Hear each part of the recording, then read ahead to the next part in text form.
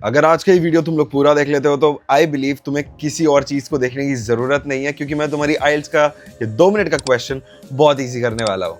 हाय guys, मेरा नाम Aditya. It's been 3 years of me living in Canada and I have a very happening life here.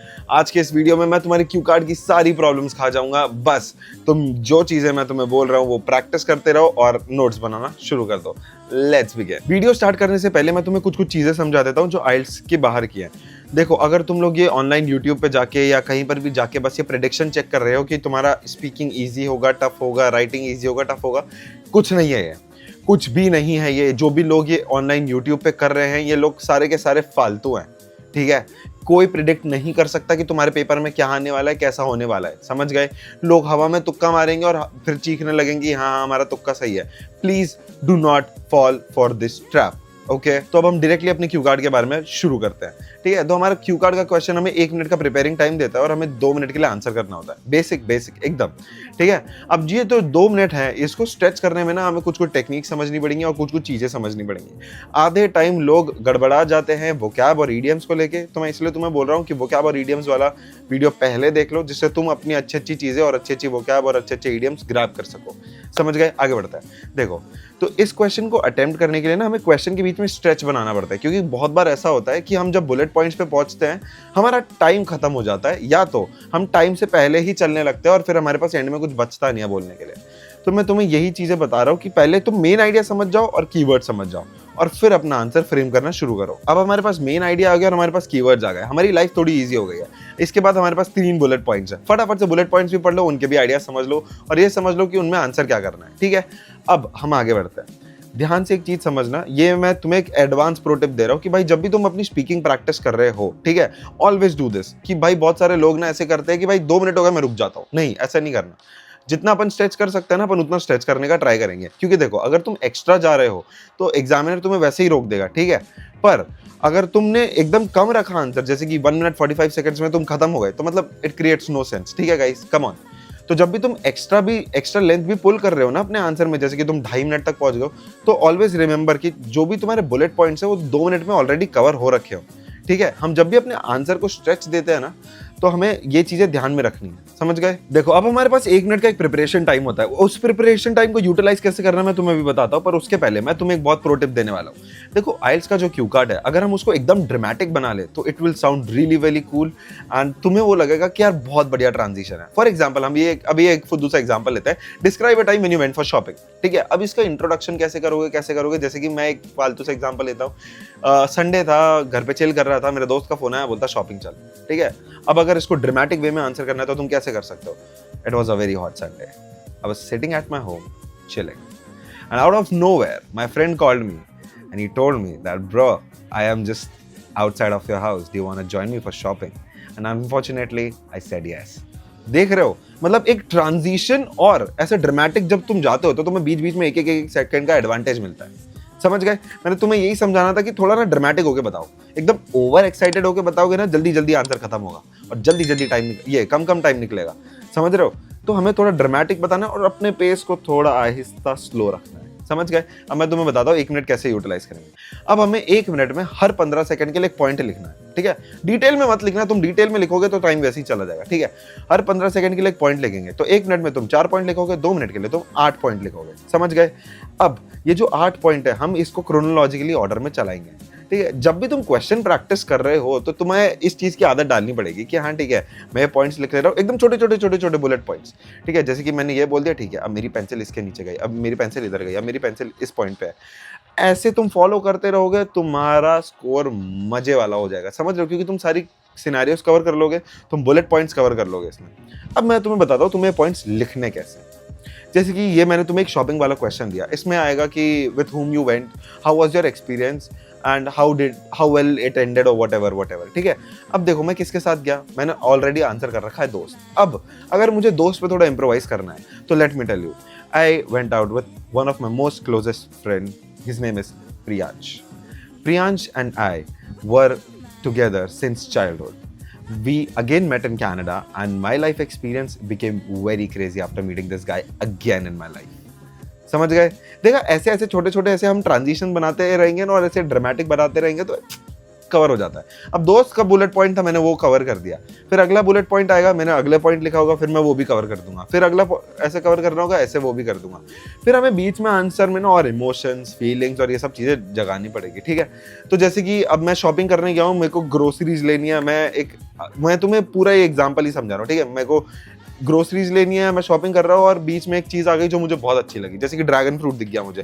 Dragon fruit पड़ा है 10 रुपए का, and I am like, at the very second when I entered the grocery store, I saw a lineup, and in that lineup there were a lot of people standing and waiting for something, and I was very, very, very curious to see what's happening there. So I went and I crossed the entire lineup just to see what's there at the front, and I saw that people were out selling dragon fruit for just 10 rupees. Oh my goodness, that's a steal. समझ रहे हो? देखा क्या लगा ना? ऐसे कर सकते हो, ठीक है। मैंने इमोशन डाला, वो अटैचमेंट फील हुई, ठीक है। तो ये जो ट्रांजिशन होता है ना, ये बहुत बढ़िया लगता है। तुम ये ऐसे करके प्रैक्टिस करो, एकदम तेज फटाफट बोलोगे ना, हाँ कि भाई okay so I entered the grocery store and I saw a lineup, ऐसे करके बोलोगे, तुम्हारा आंसर की ऐसी की तैसी हो गई, समझ गए।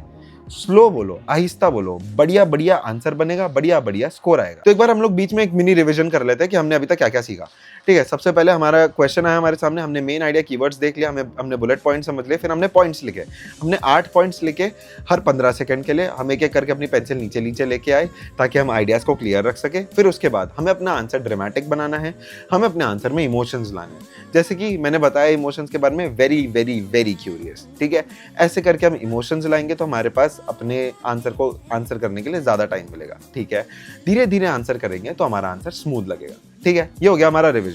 अब देखो, अब मैं बात करता हूं तुमसे आइडियाज की। अब तुम्हें आइडियाज समझने हैं तो तुम्हें भाई इंटरनेट पे जाके लोगों की बातचीत समझनी पड़ेगी। तुम यूट्यूब पे जाओ, जितना तुम क्यू कार्ड्स के बारे में देखोगे उतने आइडियाज तुम्हें मिलेंगे। तुम्हें इंटरनेट पे नहीं जाना, तुम्हें क्यू कार्ड से रिगार्डिंग स्पेसिफिकली चीजें नहीं देखनी, तुम पॉडकास्ट देखो, तुम न्यूज देख रहे हो न्यूज पे से देखो, मूवीज देख रहे हो मूवीज में से कोई भी आइडिया उठा लो। देखो, आइडिया हवा से नहीं आने वाला, तुम्हें आइडिया सोचना पड़ेगा। जब तुम आइडिया सोचोगे धीरे धीरे कॉन्फिडेंस आएगा। अपनी प्रैक्टिस में अपने खुद के आइडियाज लेके आओ। टाइम लग रहा है, थोड़ा लगाओ, पर जब खुद से आइडिया निकलेगा तब तुम ऐसा फ्लो स्टेट में आ जाओगे कि अरे आंसर आ गया, बढ़िया जा रहा हूं मैं, ठीक है। टाइम लगेगा इन सारी चीजों को, बहुत गलतियां होंगी, रिकॉर्ड करो और खुद को इवैल्यूएट करना, समझ गए। अब देखो, अब अपन आगे बढ़ते हैं। हमने आइडिया भी ढूंढ लिया अब, पर कभी कभार ऐसा होता है कि बीच में ना हम बहुत बुरा फंस जाते हैं, ठीक है। बहुत गंदा पॉज आ जाता है और हम अटक जाते हैं क्वेश्चन में, ठीक है। ऐसे टाइम पे लोगों का ना ऐसा कॉन्फिडेंस टूट जाता है। पर मैं तुम्हें एक ही चीज बोलूंगा, same do this with your practice as well, कि भाई अगर तुम बीच में अटकते हो, तुम्हें वहीं से कमबैक सेट करना है खुद का, कि मैं वहीं से वापस बोलना शुरू कर दूंगा। वहीं से exactly the moment I stop, मैंने 2-3 सेकंड का पॉज हो गया, मैं वापस बोलना शुरू कर दूंगा। तुम ऐसा मोमेंटम रखोगे ना तो तुम वापस अपना स्कोर मेंटेन कर पाओगे। और अगर तुम उसी पॉइंट पे चुप हो गए, तुम्हारा स्कोर खत्म। अपने कॉन्फिडेंस को गिरने मत देना, बिल्कुल मत गिरने देना। कंटिन्यूअसली बोलने का ट्राई करना, समझे। देखो, मुझे पता है स्पीकिंग में बहुत ज़्यादा कॉन्फिडेंस की ज़रूरत लगती है और बहुत ज़्यादा मोमेंटम चाहिए होता है कि तुम कंटिन्यूअसली बोलो। तो मैं तुम्हें एक ही चीज़ बोलने वाला हूँ कि भाई तुम्हें 3 चीज़ों की ज़रूरत है, रिसोर्सेस, प्रैक्टिस, और इस चीज़ में तुम्हें समझने हैं टाइमिंग अपनी, ठीक है, कि कौन से टाइमिंग पे तुम कौन सी चीज़ लैंड करवा रहे हो। अगर तुमने ये सारी चीज़ें उल्टी सीधी ऊपर नीचे आगे पीछे कर दी, बैंड बज जाएगी, समझ गए। हमें ये सारी चीज़ें लाइन में करनी है और एग्जैक्टली ऐसे ही करनी है जिससे हम अपनी प्रैक्टिस को बहुत अच्छा कर सकें। देखो, एक बार तुम्हें अंदर से आवाज़ आ गई ना कि हाँ भाई कोई भी क्यू कार्ड आ जाएगा मैं आंसर कर दूंगा, बस भाई। देखो, प्रैक्टिस में लोग क्या घबराते हैं कि मैं बोलूँ क्या, मुझे समझ नहीं आ रहा। भाई देखो, जब तुम मुंह खोलोगे ना, जब तुम उल्टा सीधा कुछ भी बोलोगे, तब जाके तुम्हें समझ आएगा कि हाँ अब बोलना क्या है, समझ रहे हो। आधे लोग ऐसे हो जाते हैं कि बोलना क्या है ये समझ नहीं आ रहा। तो इसीलिए मैं तुम्हें बोल रहा हूँ, जब तुम प्रैक्टिस कर रहे हो, अगर तुम्हें आइडिया भी नहीं हो रहा ना कि क्या करना है, क्या आंसर बोलूँ मैं प्रैक्टिस कर रहा हूँ खुद से ही, नहीं समझ आ रहा, बोलने लगो, कुछ भी बोलने लगो, उल्टा सीधा कोई भी आइडिया तोड़ो, ऑन पॉइंट बनता जाएगा, बोलना शुरू करो, ठीक है। और अगर तुम्हें लगता है तुमने क्वेश्चन ही फेल कर दिया अटेम्प्ट में अपने ही, तो भाई इंटरनेट पे जाओ, इसका आंसर समझ लो। भाई किसी को देख लो अटेम्प्ट करते हुए, कहीं वेबसाइट पे चले जाओ, चैट जीपीटी को बोल दो कि भाई चलिए आंसर करके दिखा। और कुछ नहीं है भाई, रिसोर्सेज को यूज करना समझ जाओ। वोकैबुलरीज और ईडियम्स को ऐड कैसे करना है मैं अभी बताता हूँ। तो अब बात आती है वोकैबुलरीज और ईडियम्स की। ये ऐड कैसे करोगे तुम? इनको ऐड करने के बहुत बेसिक छोटी छोटी चीजें हैं। जब तुम प्रैक्टिस कर रहे हो तब से तुम इन चीजों के साथ और इन वर्ड्स के साथ हैबिचुअल हो जाओ। मैंने तुम्हें बोल रखा है मेरे वीडियो को जाके चेकआउट कर लो, तुम्हारी लाइफ बहुत ज़्यादा ईजी हो जाएगी, ठीक है। क्योंकि मैंने उसमें बहुत सारी वोकैब दे रखी है और तुम उनमें से चुनिंदा वोकैबुलरी उठा सकते हो। Same goes for your vocab, same goes for your idioms, ठीक है। तुम इनमें से चीज़ें उठा लोगे, तुम्हारी लाइफ इजी बन जाएगी और तुम्हारा आंसर बहुत अच्छा चमकने लगेगा। प्रैक्टिस के टाइम से अगर तुम वोकैब यूज़ करोगे तो तुम्हारे वोकैब में आदत बढ़ जाएगी। अब देखो, मैंने जो इमेज दी है उसमें से सारी वोकैब तुम्हारी नहीं है, उसमें से तुम्हें अच्छी अच्छी वोकैब उठानी है जो तुम्हें लगता है कि तुम ये बार बार यूज़ करोगे। समझ रहे हो? जितना तुम बार बार यूज़ करोगे उतना तुम्हें उसकी प्लेसमेंट का आइडिया लग जाएगा।